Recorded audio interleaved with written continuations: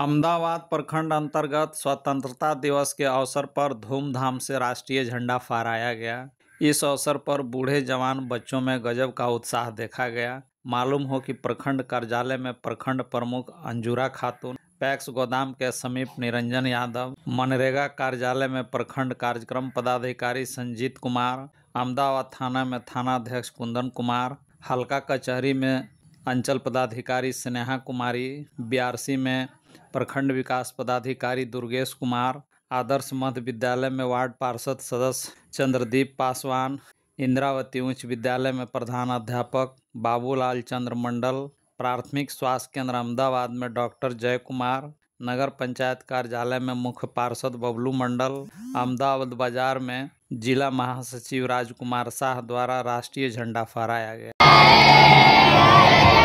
भारत माता की